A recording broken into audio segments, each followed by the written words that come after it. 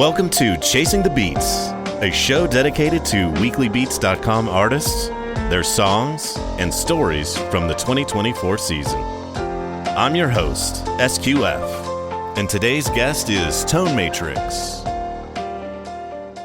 Welcome, Tone Matrix, on today's show. Thanks for being here, man. Thanks for having me. Yeah, I have really gotten to love all of your tunes from the year. Just such great piano work and soundscapes that I was like, I gotta have them on the show. Appreciate it. Very Yeah, much. so to kind of get started, is this your first Weekly Beats? No, the first one I did was in 2014.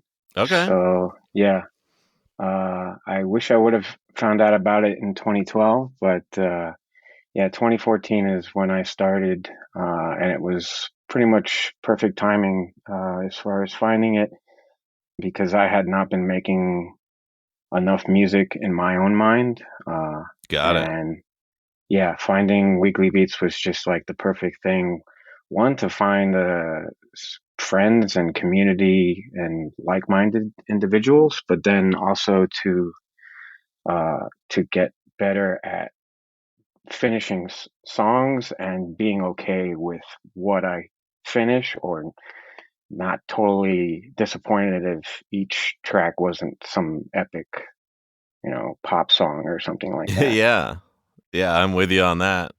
Yeah. For me, just being able to set something free and move on to the next thing was kind of really what I needed. Yeah, and that first year that I was doing it in 2014, I was taking it maybe too seriously. I was worried every week, oh, I'm not going to hit the deadline, or it just felt like if I missed I couldn't get. And of course, you can get a link and all of that. I didn't realize that back then. Yeah. But I definitely put a lot of pressure on myself that first year. But when I got through the first 52, it definitely opened up a lot of things as far as when I came back for the next couple of years to whatever I'm working on, to just at the end of the day be happy with it and learn from that experience, whether or not it's something I actually am proud of. And then the other thing is, just when the Weekly Beats community listens to it, they find the good things in it that you normally don't. That's true. And that's what's been pretty much my favorite thing about Weekly Beats, is because I'm unfortunately my own worst enemy, and I'll listen to my stuff and go, that's not good, and I don't We like all that. are. And I don't want to listen to it anymore. And then I'll come a week or two later, because even then I'll still have fears of reading the comments sometimes, just because Okay.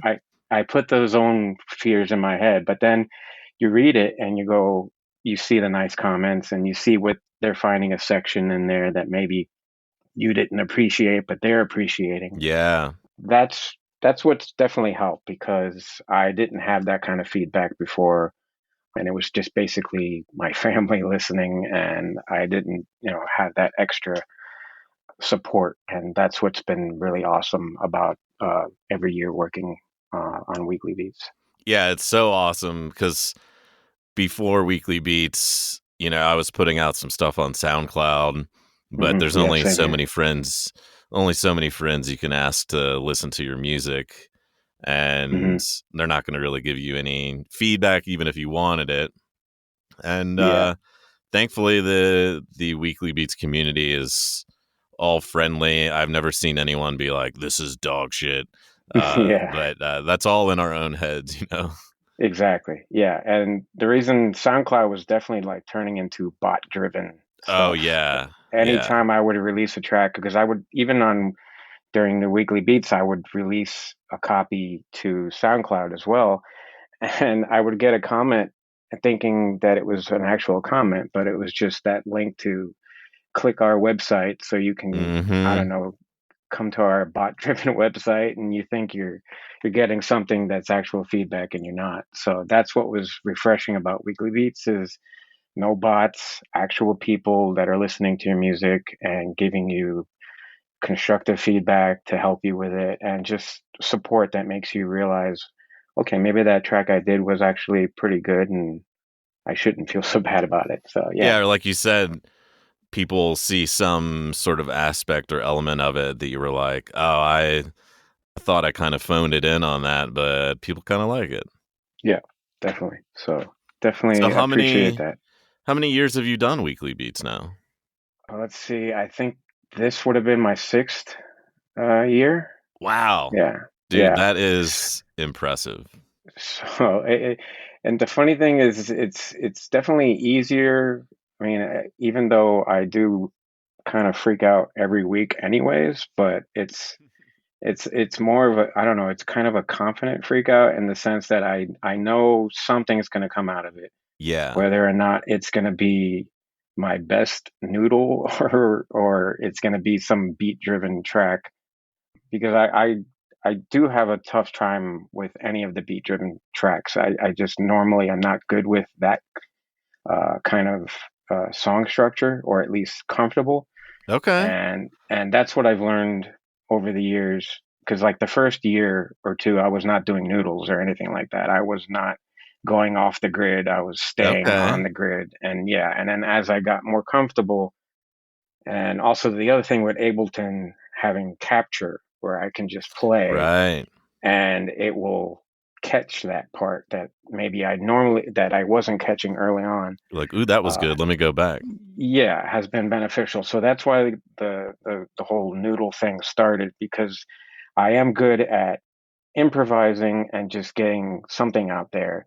But then when you try to tell me to play it again or do that kind of thing, that's where it would Mm-hmm. become a problem. So yeah, the noodles were a good way to, when I wasn't feeling the productivity necessarily, that I could just at least uh, get the creativity down with an improvised thing and go from there. Well, it's surprising to hear about the beat-driven tunes because I think all of the favorite ones that I picked were beat-driven, and I love them because I picked Right. them. Thank you.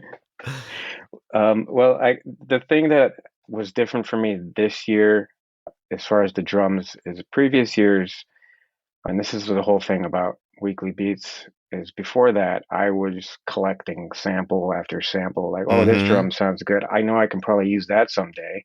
And then I Right. would have gigabytes on gigabytes of samples that were just wasting away. And I know this feeling. uh, yeah, and preset packs that you tell yourself you're going to go through, but you never get through. Yeah. And this year, I discovered this little plugin through Audio Thing called SR88, which is like Okay.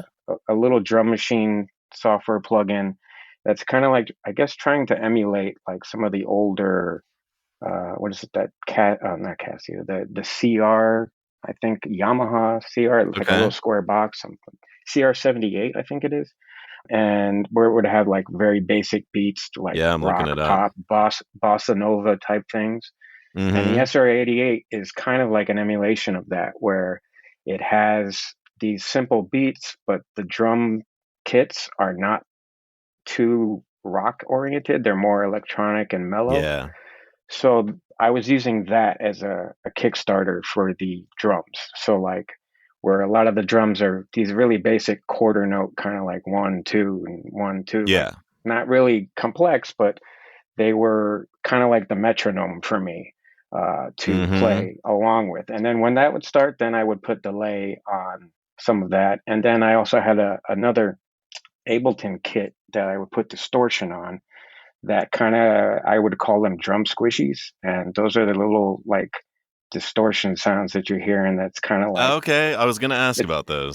it kind of sounds like a whoopee cushion almost, in the sense that it's like squishing out and Yeah, or really like I was like, is that like a scratching noise sample or something that's like just like right. delayed out? Yeah, it's basically just a drum kit that I pitched down. I used Okay. Ableton Pitch Shifter, and I would pitch the drums down about an octave. Then I put distortion, like a guitar amp distortion type thing on there, and then came up with that sound. And so that was pretty much the drums I used the entire year. That was the first time I've done that, because previous Weekly Beats, I would go through all my drum kits in Ableton and try and go, oh, I didn't use this one yet. Let me try and use this. And Mm. then it was a different one every week, and there was no consistency. But with this year, I had that consistency, at least when I did decide to put drums that I knew, okay, I'm not going to just spend 30 minutes browsing sample loops and Oh try and yeah, do man. something with that, because that's just luck when I do that, and that really doesn't get anything. So when I have the SR88, I go, okay, give me something, a basic waltz beat, and then I'll do something like that. And yeah, it definitely helped move things along. So you got your drums dialed in this year. You Yes. did more noodling, it sounds like, than any Hmm. previous years. Yeah, I would say so. What other new stuff did you bring into year 6, which is crazy? Well, I have to thank Josh for many reasons, but as far as how my recording process, or I guess mastering process, went, he helped me get comfortable with what I was doing on the end result. Uh, he introduced me to this plugin by Brainworks called MasterDesk, which is, it's not the most advanced, but it's just enough to edit a couple settings and get the sound you want. And then he also was responsible for helping me become comfortable with, is my track loud enough, or is it Ah, too yeah. quiet? And that was the bane of my existence for all of the previous ones, that weekly beats that I ever did. Every week I would go, oh wow, this sounds so quiet compared to someone else. Yes. And you would hear that difference and have to, turn the dial up so you could hear yourself. And that always used to bother me. And the beginning of the year, he was helping me with that. And yeah, I learned. I have like a basic mixing chain on the master part, where it's basically the metering to let me know, am I too high on the peak standard, the RMS, and the Yeah. muffs. I even have like a little session note thing in there I wrote from him, that like he gave me like little notes on what should be where. And yeah, that's made the difference. And it's funny, I haven't really, like, I'm no mastering engineer. I don't really totally understand the process. I appreciate Yeah. what those people can do, but I don't have the patience for it when it comes to that. And like for me, I find joy in just finding presets and going from there, and then exporting, and that's the end of it. But with the mastering, at least he was able to get it to where I could get the volume right, make it feel like I don't have to spend a day mastering it, or even mixing too much. Yeah. And really, I spent most of my year composing and creating, rather That's than great. mixing and producing. And because honestly, that's the part that kind of gets me, where you get a stiff neck from like staring at the screen for so long doing Yes. the exact same thing and loops. Yeah, it's so that was the biggest thing that I learned from him, that just made That's me feel awesome. comfortable with whatever I finished, whether it be the music good enough, but the sound, at least volume wise and EQ wise, was decent. Yeah, being my first year, I think the first track I put out, I had the same reaction of like, "Oh boy, this is way quieter than anything else I'm listening to. Let me dig into mixing and mastering."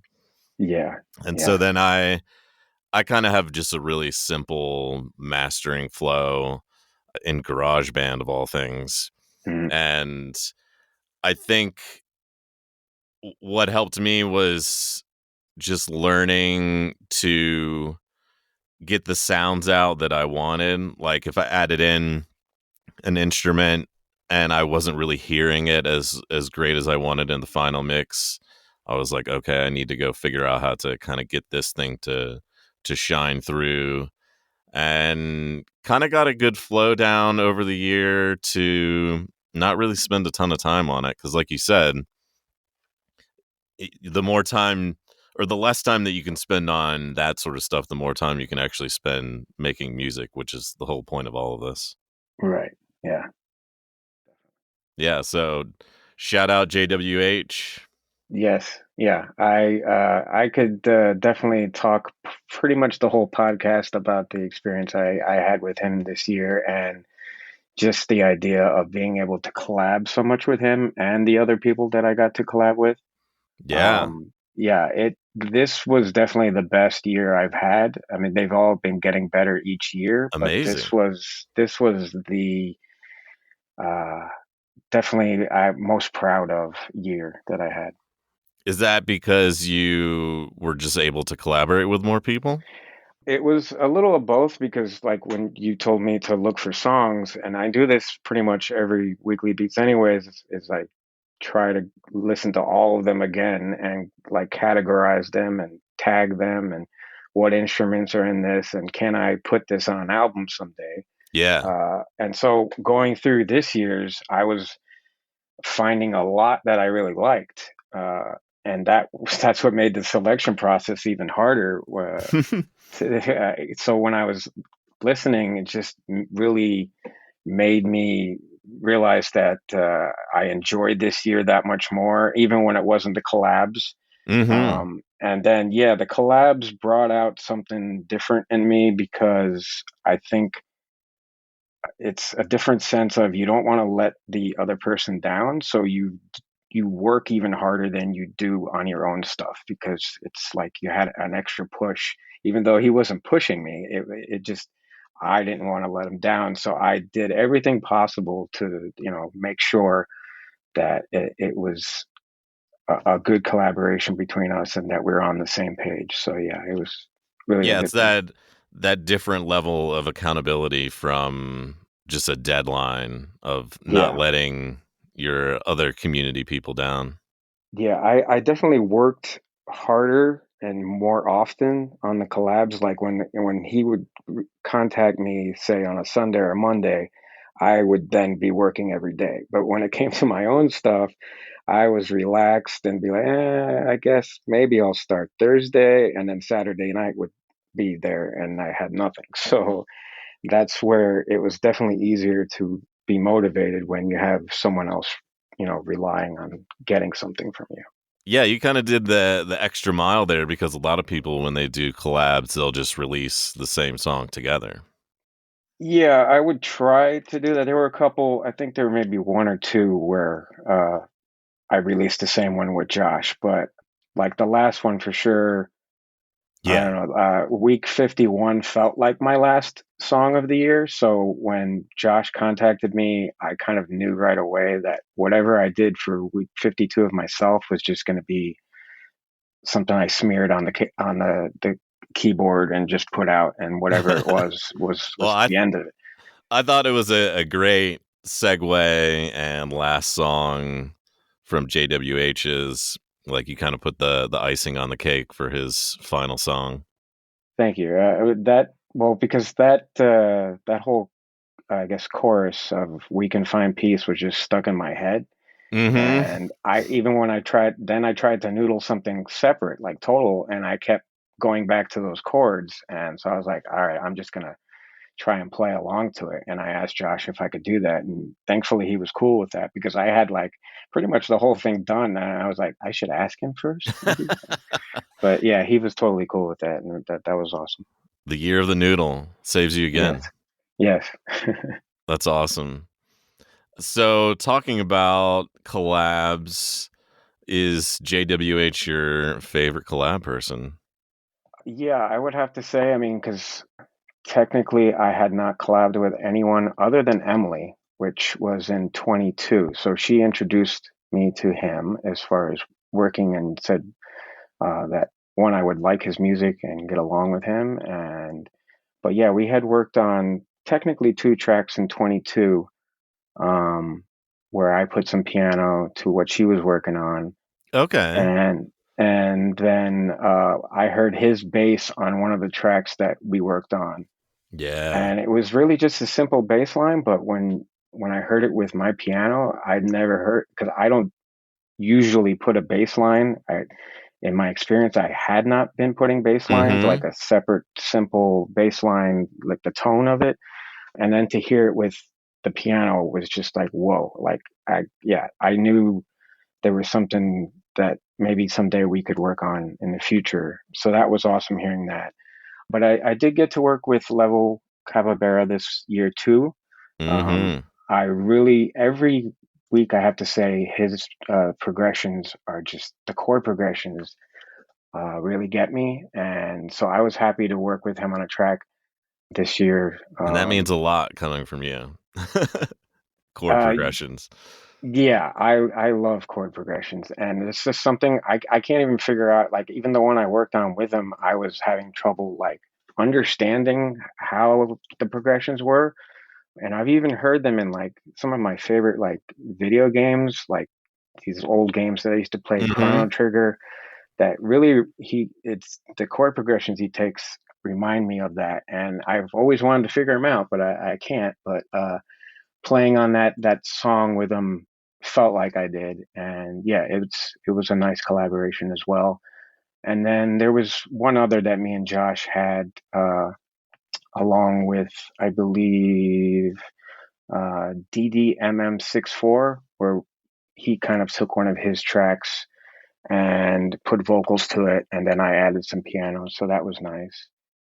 And Nice. then which is one of the tracks I picked, but uh, the week that we had everyone collaborate on Rendered into Rubble was Yeah. probably my favorite collaboration because it just felt like a celebration of the website of being able to get everyone together like that.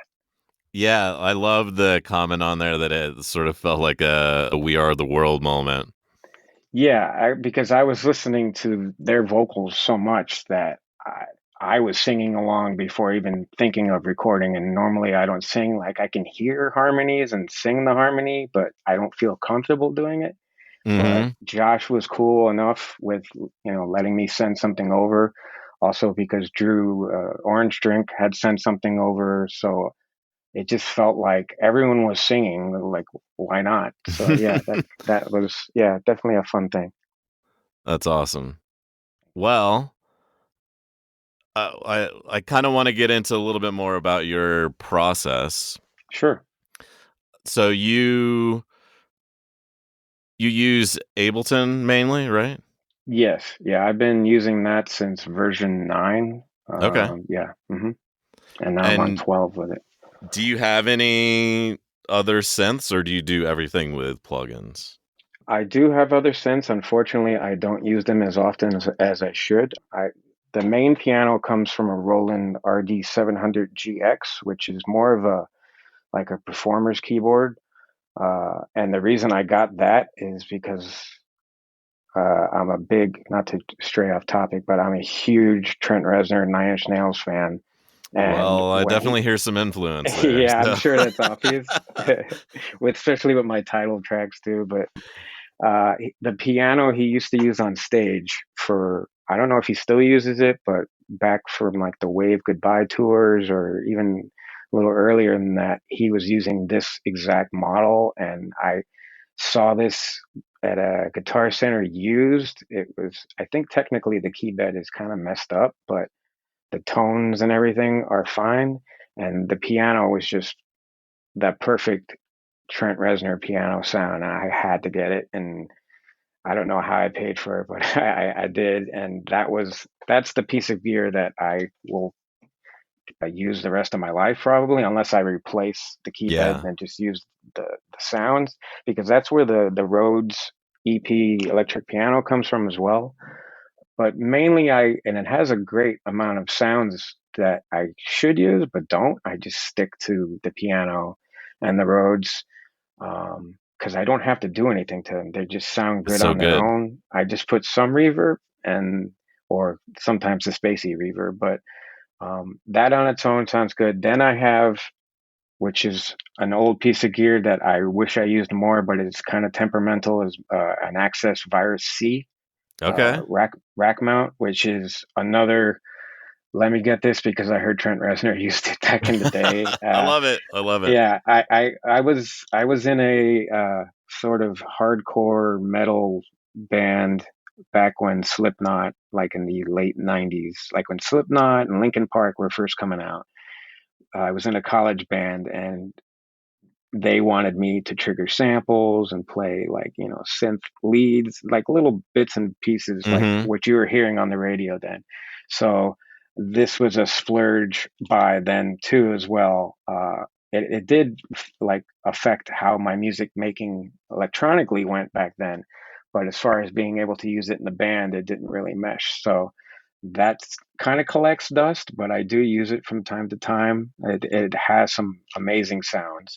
And then the other piece of gear I have is a Novation Bass Station 2, which Cool. has some awesome gnarly sounds. I used it more last year and the previous year, but this year I did not use it at all. I used it more as a keyboard controller for the pads when I needed to be right in front of the computer, because the Roland is off to my left and is huge 88 keys, so it doesn't fit in front Yeah. of the keys. So when I just need to do like a chord progression, like pad wise, I'll play it on the bass station. But I kind of want to change that because the bass station it's an awesome, for the price. I think I paid like 300 for it. It's an That's a all good around, price. yeah, synthesizer. Like if you want to learn synthesis and you want to get those analog sounds, the filter is really awesome. And then the other thing that kind of collects dust is my Ableton Push 1, which unfortunately gets used more like a resting pad than an actual Yeah. using thing. I started off using it to make beats, but like I said, I am not comfortable always making beats from scratch. It was kind of like let me get this thinking it will be productive for me. Yeah, that'll open the But door for that. yeah, unfortunately, I don't really implement it that much. I really just stick to the keys and my mouse, and which is weird because the mouse isn't really the most comfortable thing, but it's how I get things done. As long as nothing crashes, then yeah, it's the best way. So for And do me, you do much sampling not too much. to be like A Trent? lo- yeah, I mean, like there were some like there were some parts where I would experiment. Like I think on on Dark Killian's Peak, I used my voice, but just one syllable. So I sampled a nah, and then I put that in Ableton Sampler, and I made it so it would play on one note Oh, towards the cool. end. I did some of that, and then some of the sampling I do is more like just pitching things down or taking a drum loop that sounds like a regular rock drum and just pitching it down to where Yeah, it doesn't really sound kind of anything like it was mangling. before. Yeah, so Cool. that's about it for that. Nice. Well, should we get into the music? That'd be great. All right, I'm gonna queue up, since you just mentioned it, Darkillian's Peak, and then we'll Okay. come back and chat. Okay.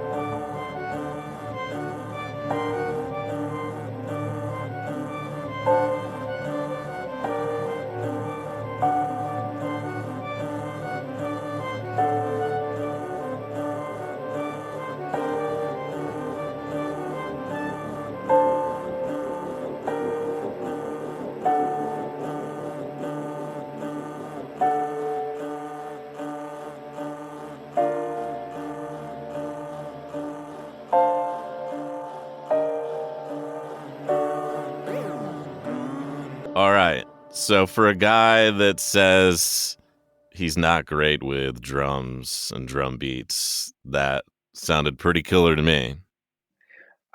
Thank you. Well, I mean, I can hear drums. It's just getting them down, and then do I vary them enough? I get lazy with drum variations sometimes. I'm So right if there with I, you. yeah, like I'll find a 4 or 8 bar loop and go, yeah, that sounds great, and then I'm not doing anything else with it, and it doesn't really come till the end that maybe I'm listening and going, okay, the drums are very stagnant. I need to do something, or maybe just reverse something or whatever. But yeah, that's what kind of makes me shy away from drums. But with the Yeah. Butch, I had just got the new Contact library, and it gave me like a bonus download. So I downloaded Butch Vig drums, and I thought that was awesome because I've always been a fan of him production wise. And yeah, there's a bunch of kits in there that sound like they should be on a Nine Inch Nails record. So that was perfect for me. Awesome. And it was a simple like preset loop that he had, but then I could put it together the way I wanted it and Nice. rearrange it. And it's all MIDI as well. So yeah, if you want to get rid of a hit here and there or Okay. raise the volume, Oh, that's it's cool. not just, you're Not just a pasting sound loop.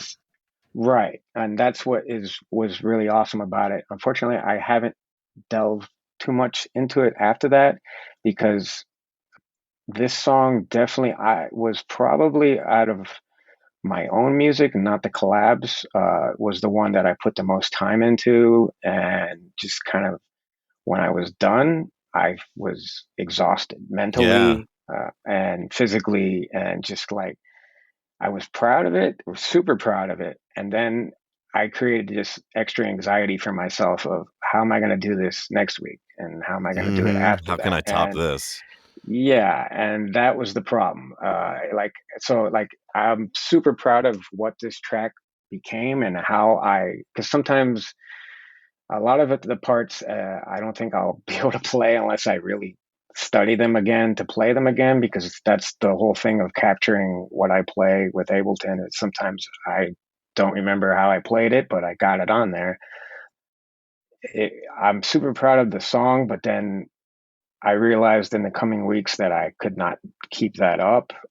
It was just the stress I put on myself is just I don't know how to take it in the proper way when I get that way. So that's what kind of this song led me towards the noodling more and Okay. the space sort of gazing tracks and Like the more yeah, ambient stuff. yeah, just kind of like telling myself, don't worry, you don't have to do this type of track every week. You can just have a piano track that sounds super cheesy. It doesn't matter. Just play it. Yeah.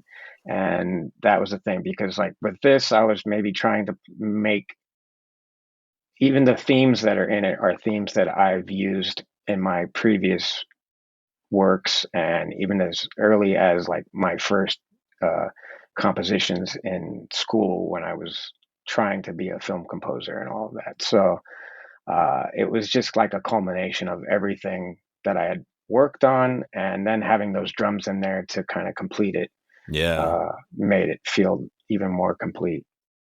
Yeah. What specifically about this one kind of makes you the most proud of it?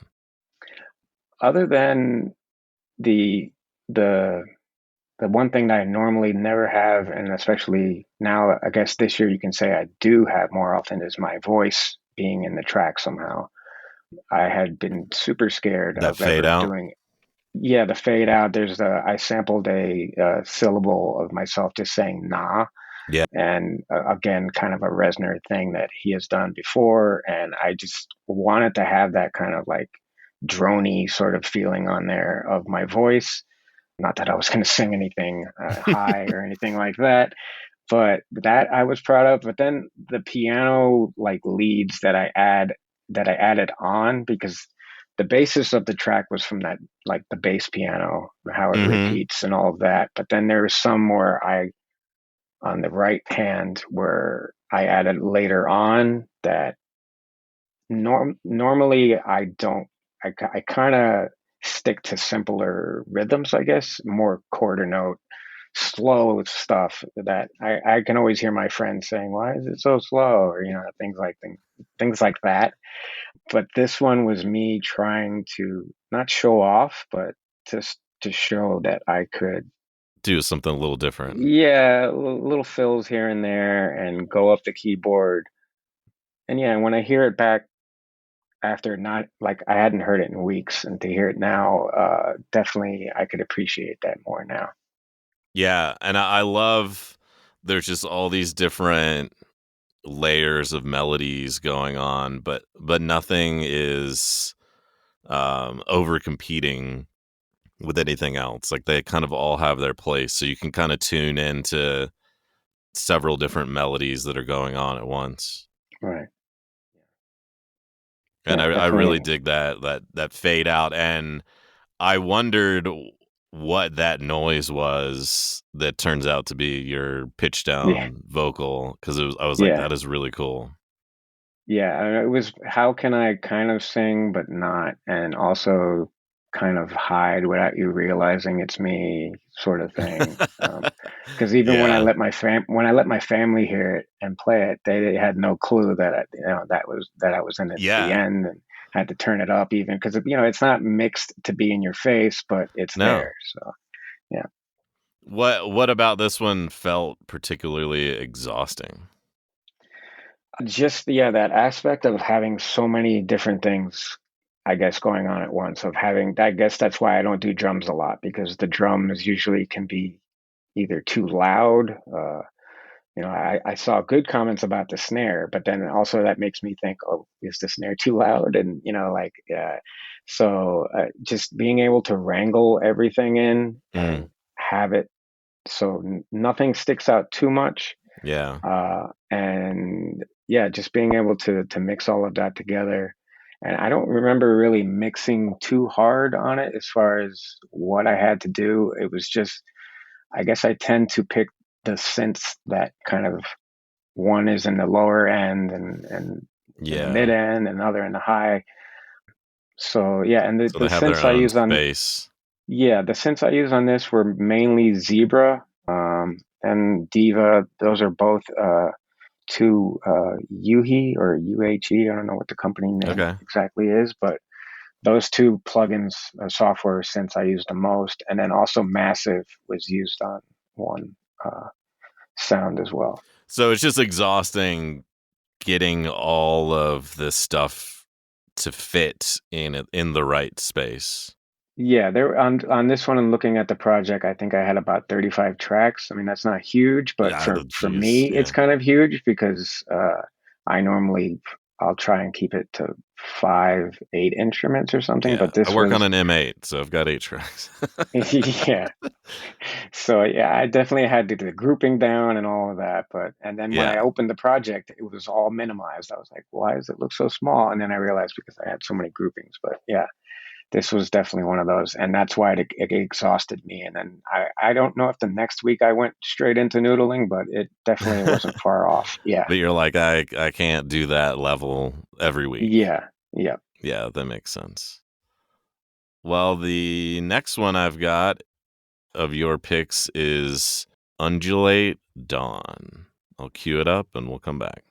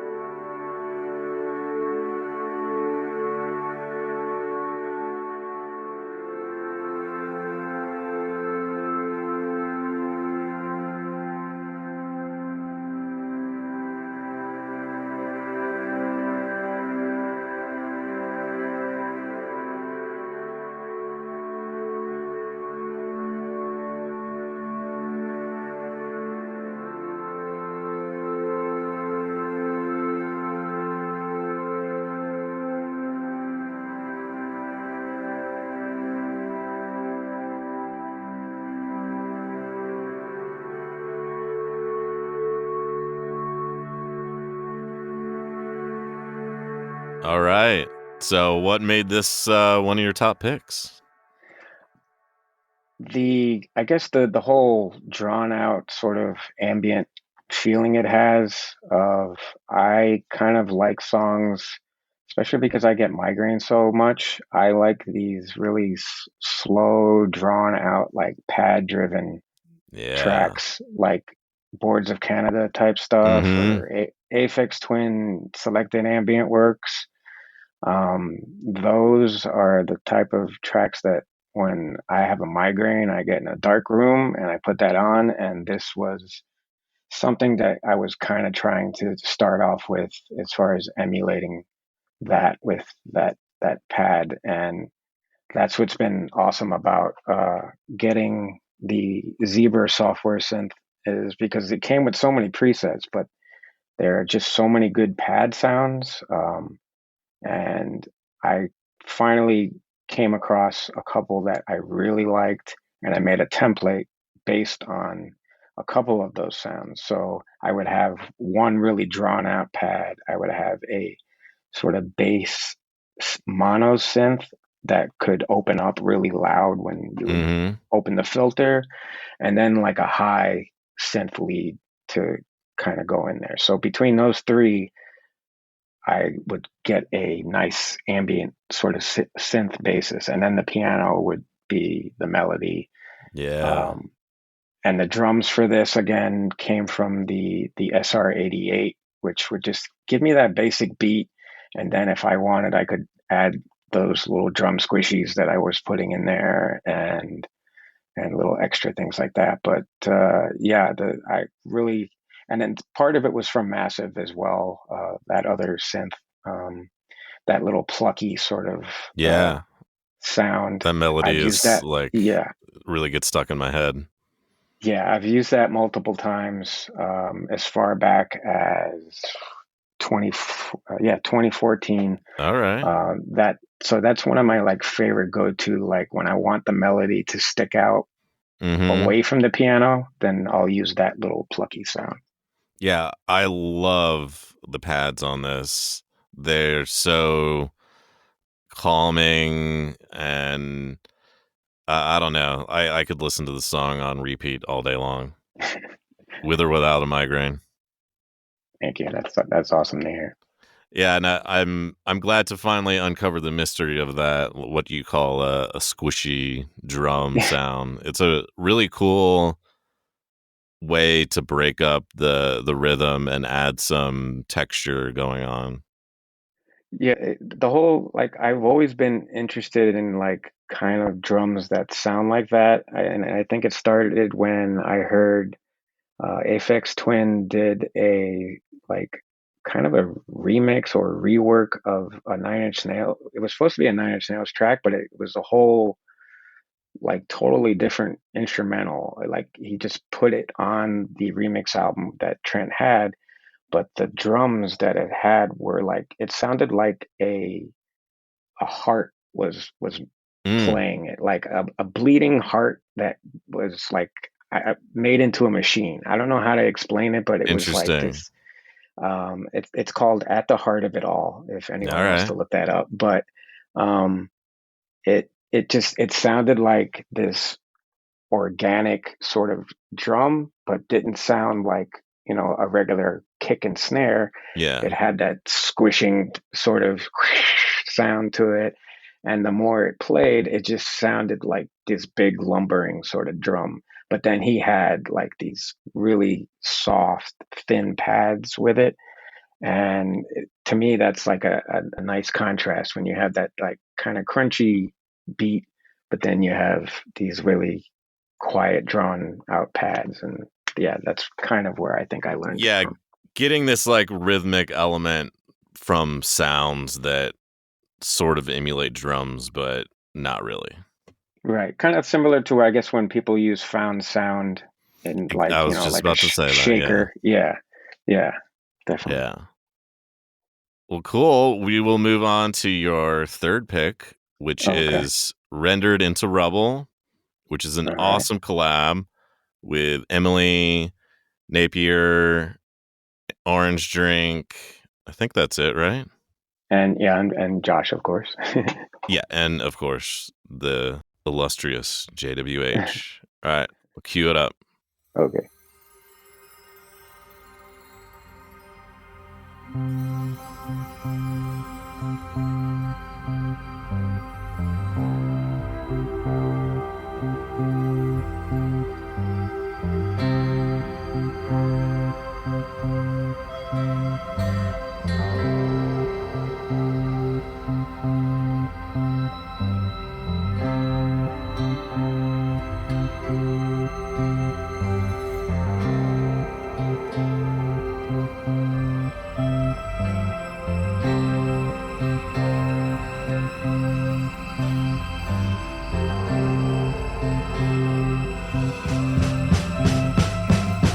Waves of words and hail of wrongs rest beside a tired song.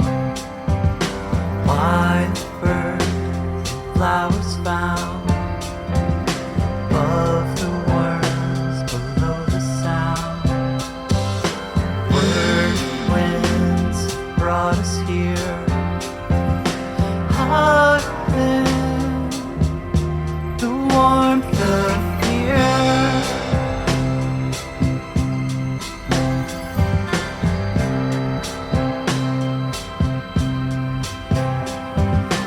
Love rendered into rubble. We only need a moment to ruin every plan.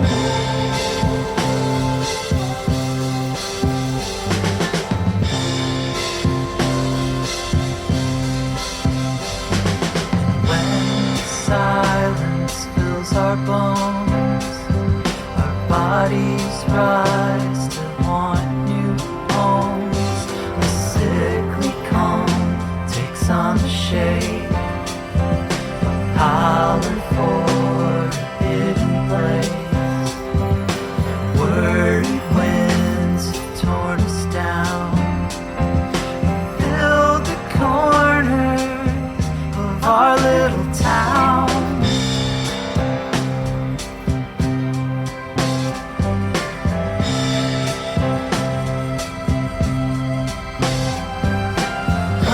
Love rendered into rubble. We only need a moment to ruin everything.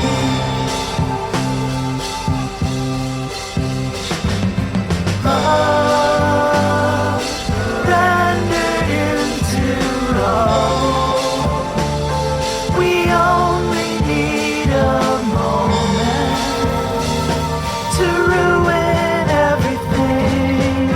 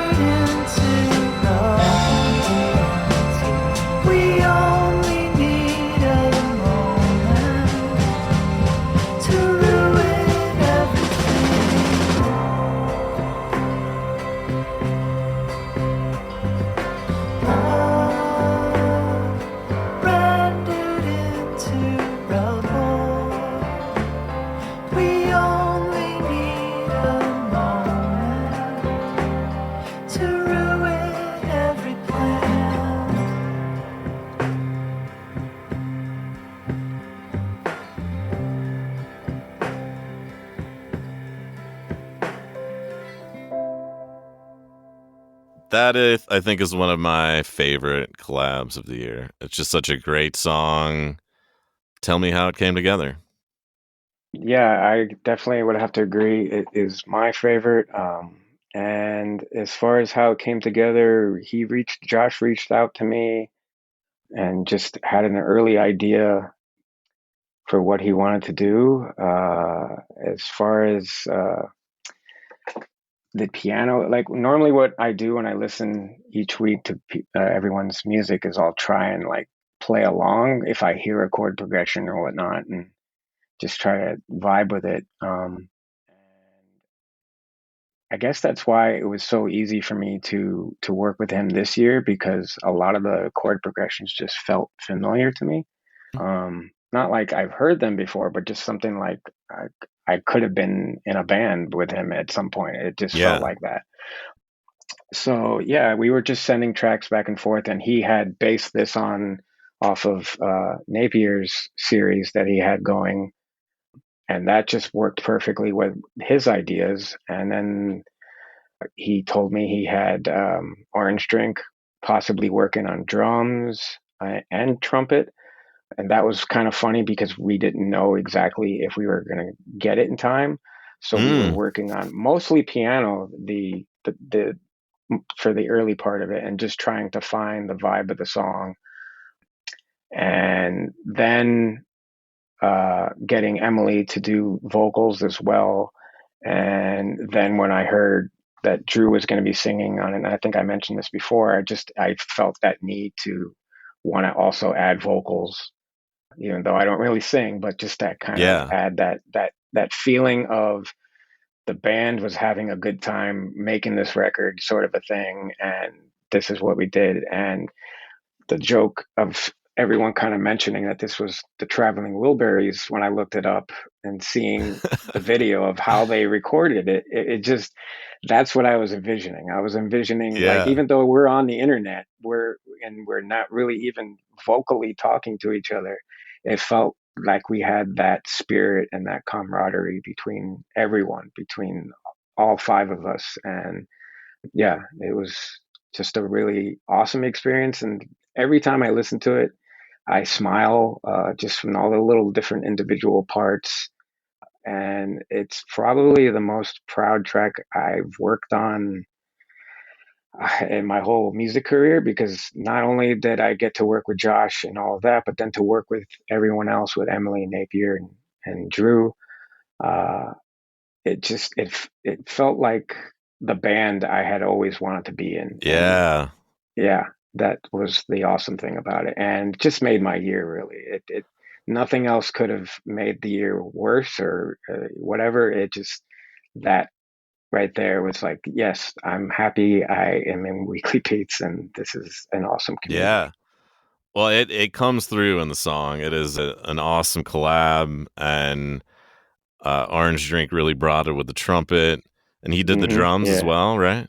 Yes, he did. Yeah, yeah. It definitely, because we actually had the drums. We had, like, Josh has like a Casio drum machine, which Mm-hmm. is kind of similar to the SR-88, where it's got some very basic beats and it'll get you going. Yeah. So that's what he used early on, and we got so used to that beat. But then when we heard Drew's part, that really took it to a different level. You're like, And this then is yeah, way better.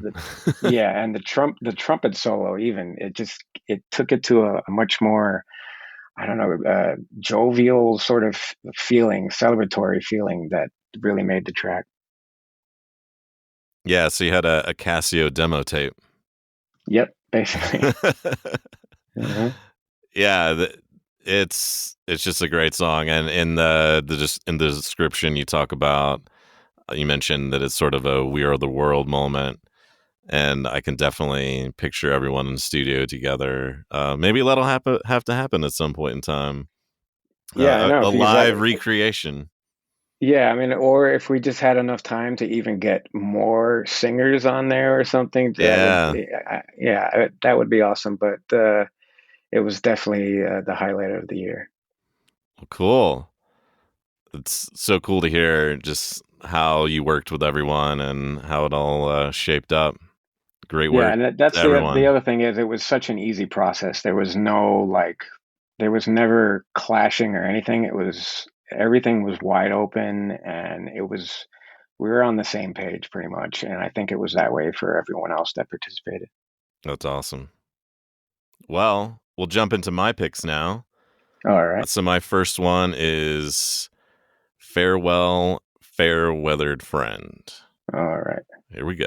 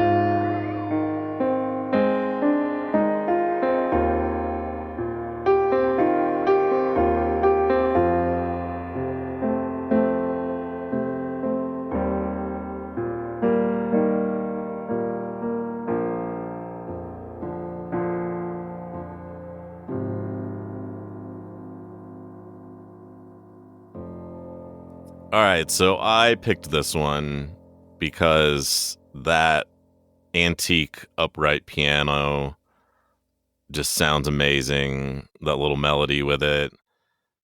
Very Nine Inch Nail vibes to this whole thing. The drums are great. Let's see, what are the rest of my notes? I love how it just fades out to piano only at the very end. So tell me about this one. Well, yeah, as far as the piano, the I because I listen to so much Nine Inch Nails and Trent. I mean, I don't.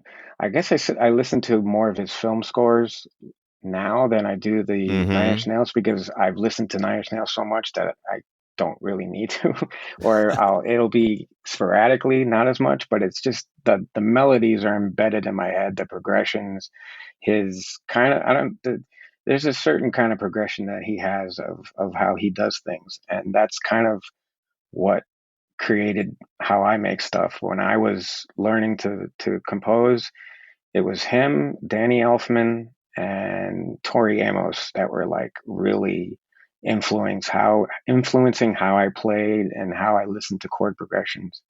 And with this one, it kind of really came out. And then the antique piano part was because collabing with Josh, he had been asking, do I have kind of like or I had mentioned that I have like a honky tonk sort of like kind of like in a bar sound Mm-hmm. piano because this keyboard does have so many different versions of pianos, but I usually stick to that one stereo piano. But Yeah. then it does have like an antique, or it has like a almost harpsichord type of thing, different ones. But yeah, the antique kind of gave it that drunk sound, sort of like Mm-hmm. when I put it on. And I might have over compressed it a little bit and put some chorus on it, so it kind of stood out from the main piano part. And the whole like rhythm of it was kind of an accident. I didn't really know what I was doing. I had that bass line going and looping over and over, and I don't even remember what I did, but I just kind of like smacked something out and then just edited it a couple parts to make it sound the way it did. But uh, that was a total accident. And sometimes the ones that, and even this track, I wasn't sure because it didn't feel like the stuff I was making. It felt, I don't know, it felt happy for some reason, like a happy version of what I had been working on, whereas the other stuff was much slower, ambient, drawn out, Mm-hmm. dramatic stuff. This felt more like I was celebrating getting rid of someone, and that's kind of where the title comes from. Got it. That makes sense. Yeah, there is kind of like an air of happiness, but then there's those dissonant tones every once in a while that's sort of like an underlying eeriness. Yeah, I think the drums kind of help with that a little bit, and just the little transitions here and there. But then I kind of took a left turn, I guess, towards the end where I just felt like, okay, back to the piano, and that's where it kind of became a Time to noodle noodle. at the yeah, uh-huh. Well, I also wrote down the noodling, like you kind of go all over the place, but you come back to these like key parts of the melody that really kind of ties it all together, even though everything else has dropped off. Right. Like it's so what I'm saying Definitely was is trying you're a great noodler. to. Thank you. All right, my next pick is Elucidate.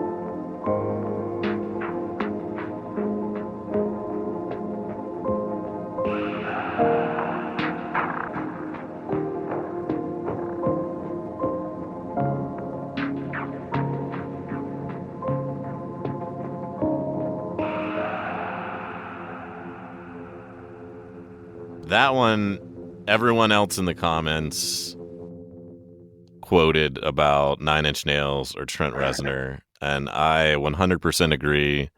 This is a Trent Reznor film score. That's awesome. I'm not setting out to do that when I write. It's just I think it's just part of how I write now, and I'm not ashamed if it kind of does sound kind of like a ripoff, or not that you said that, but even when I I hear it, wouldn't I use the go, term ripoff, no. okay, but Heavy inspired, I guess. inspiration. Yeah, but there's always that negative, person on my shoulder going, yeah, but it's two Nine Inch Nails or whatever. But I do appreciate that everyone can pick out that inspiration because,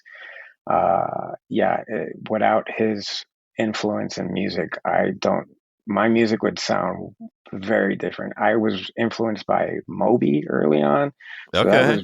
that was a very different, like, ambient. I mean, you can hear it in some of my tracks that are very mellow, but the Nine Inch Nails aspect or the Reznor aspect is much more, I don't know, just broad as far as the type of genres and little things that he does. So yeah, he's just always influenced everything that I make. Yeah, I mean, I would love to make something that someone's like, that's kind of Nine Inch Nails ish. Like, I try to chase that because I love it, but I can never quite get there. And I think Right, Paisley Frog was one this year. You know, he makes every genre under the sun. right, And he's like, oh, I'm yeah, going to make a Nine Inch Nails thing. And I was like, all right, yeah, wish I could do that. But yeah, this one is just such a great tune. I love how you kind of take a new direction, and the main melody is just kind of sitting under the surface in the background for a bit. So lots of good variation in it. right. Yeah, and you can hear I use those same drums again with the drum squishies where Yeah. it's that SR88 basically. And the other thing that I would use sometimes to get random percussion, it's like this plugin. I think it's called, let me see if I have it really loaded. I think it's called SNK88, but it's like a little Max Relive device that can, based on like 16 spaces, like on a drum kit, you can have them randomly generate. So Oh, okay. I would put that on something to just get random hats or like little glitches here and there. So that would help as well. But then, yeah, the SR88 was that basic kick snare sort of thing I would get from it. That sounds great. I'm sure other people are going to use it after hearing this. Yeah, I definitely recommend it. I think I got it for free, but it's probably one of those cheap plugins. It's not like a high price one. Right. Yeah. Yeah. It's no hardware synth prices. Hmm. Hmm. And you've been obviously playing piano for a long time, right? Yeah, pretty much since middle school. I wanted to be a drummer, and when I went to middle school, the concert band uh, teacher told me I was too short. Uh, so she put me on cornet, which was kind of cool because I did learn how to play brass and all of that, but it wasn't what I wanted. And I ended up like playing piano in the off times in between classes there. And then when I got to high school, I formally took some classes, but I never really liked lessons back then. It was Hmm. more playing by ear and trying to figure out like my favorite songs by bands and things like that. And that's kind of how I learned. And I did go to school for it, but that just did not work out as planned. Performers that I had for pieces were leaving the school, and then teachers were leaving the school. So I had to actually change my whole major Oh, from composition to then, all right, I guess I'll try photojournalism. And that didn't work for a while. And then I went to Full Sail, which oh, it's okay, yeah. really accelerated school. But I grew up in before, Orlando, so oh wow, yeah, I lived there for a bit. And yeah, during that time, this was around 2006. That was when they had the 1 year accelerator program. And I took audio Ah, production, and that was awesome, but a huge debt crusher, mm, and that mm, changed my life in that sense. I did actually get a internship with a post production studio, but really to solidify a job in there is really hard and just yeah. luck, and it didn't work out. So that's where eventually I found myself back in Miami and on Weekly Beats. So you've never taken true piano lessons? I did as a kid, and I Okay. hated them. Like the type where your parents go, "Okay, you're going to piano lessons now," and I was like, "No." Yeah. And yeah, so that didn't last. But as far as formal education in high school, I had a keyboard class where Okay. they make you pick pieces to learn. But I Right. really hated learning by sight reading and all of that. I was really slow with it. So yeah, naturally it was I want to make my own music sort of thing. And even that year, the teacher was very supportive and helped me. But when you audition to schools for music, they don't care if you can make your own music. They want you to perform something Yes. classical. And unfortunately, I wasn't really classically trained in that sense. So Wow. the music schools were not accepting to me, and Yeah. that kind of changed my direction. I went into the band for a bit, and then the last ditch effort was sort of going to Full Sail and seeing can I at least work in audio somehow. Yeah. And that did seem possible, but I was working in New York City, Mm. and that I was not getting paid. I was basically slicing bagels and getting things ready for celebrities, but I wasn't actually getting to sit in on mixing or Yeah. anything like that. So that's where that went. But Well, yeah, your piano skills are quite impressive. thank you. I could not noodle that way if I spent the next 5 years learning piano. And Thank it's you. I one of really those things appreciate that I wish my parents had forced me to go it. learn. Right. I did trumpet for a while, and then I took guitar lessons for like 5 years. So I'm more of a guitar person, but I can noodle okay on the keys just by ear. Right. But Yeah. wish I could move around like you. Thank you. The keys definitely. I wish I could have learned guitar too when I was younger, because like growing up listening to Nirvana and bands like that, you wanted to be able to play those power chords. Yeah. I tried that for a hot second. I couldn't do it. Like my hands just didn't fit correctly. But when I look at the keyboard and I understood that first chord of C major, and then just being able to play those basic chords, it spoke to me, and that's why I love being able to play piano in general. I wish I had a real piano, because that nothing beats that feeling of sitting Yeah. in front of like we used to have one of those white uprights, a Yamaha, that Mhm. I would pretend like I was John Lennon in like the Imagine video. It was such a nice thing. It had a quiet pedal and everything that you could play quietly. Yeah. Um, but yeah, someday again, I'd like to have a real piano. Yeah, that would be sweet. Well, Yep. hopefully you get it. Thank you. You certainly got the chops for it. So, Thank you.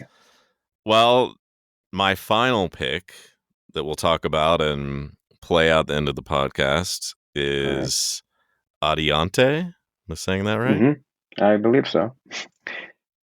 So you tell me a little bit about it, and I'll tell you what I liked about it. Okay. Well, this was using the new template that I had made probably the last quarter of the year, and like beginning of the year, where I was having almost weekly crashes with Ableton.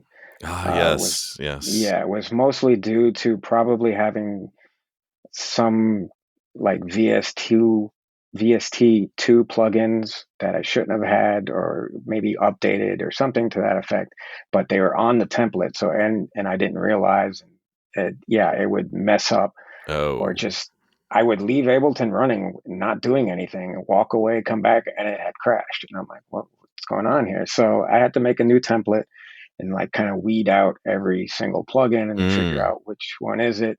And then, yeah, so this one definitely I narrowed it down, and then I was just keeping that 3 instrument sort of thing from Zebra, where I had a mid pad, a high pad, and then a low bass kind of synth that when you use the mod wheel, you could really give it that like gritty sort of open filter sound. Yeah. And that was what I was finding from these weeks, that I could just go to that. I could start a pad. I could use that bass growl as like when it's getting extra feeling. And then, yeah, the piano would be whatever melody. And of course, then, yeah, the SR88 and its little squishies and all of that, and using that. Let me Yeah, see my notes that you'll hear here in a second, I wrote that low growl drone, which almost sounds like a horn to me, that starts out the Right. song. And then you've got another melody that comes in that sort of mimics that lower synth, but not quite exactly. And then that an awesome pad, which I imagine is from your collection of awesome pads. Yeah, From Zebra, Zebra, right? Yep. And then there's that higher piano melody over the top of the bass, and then the drums drop out, and you've got this like arp that sort of shows through in the background that might be there the entire time, but you can only really hear it when certain things drop out. Really great.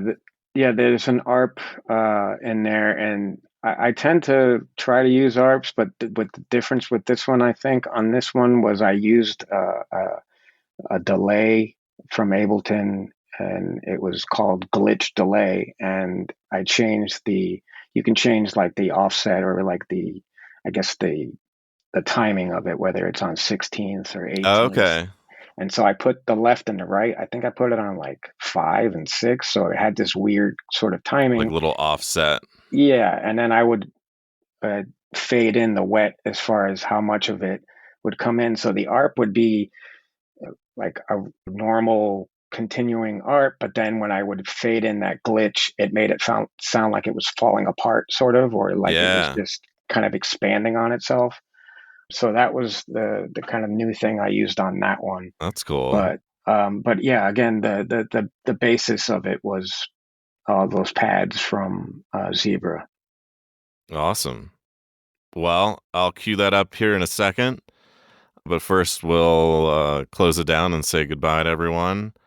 All right. I would imagine that the next weekly beats is going to have a lot more collabs from you. Yeah, or at least be way more comfortable for sure. That's definite. Yeah, because it sounded like you really enjoyed getting your own boundaries pushed a little bit, and just and working with the in community. Ways. Definitely. Yeah, and I hope there is continued noodling. And I'm one astounded and surprised that this is the first year that you've kind of given yourself the freedom to do that. But also very happy that my first year of Weekly Beats was the year of the noodle. Yeah. Well, I'm glad to, it's been an honor to be on this, and then also to listen to your music this year as well. Awesome. Appreciate and getting your kind comments. I really appreciate them. So it's been definitely a fun year, and I look forward to the next one. Yeah. Well, thanks for being on here. Thanks for listening to my stuff and being part of the community that makes this great. All right. Thank you. All right. Well, I'll play it out with Adiante.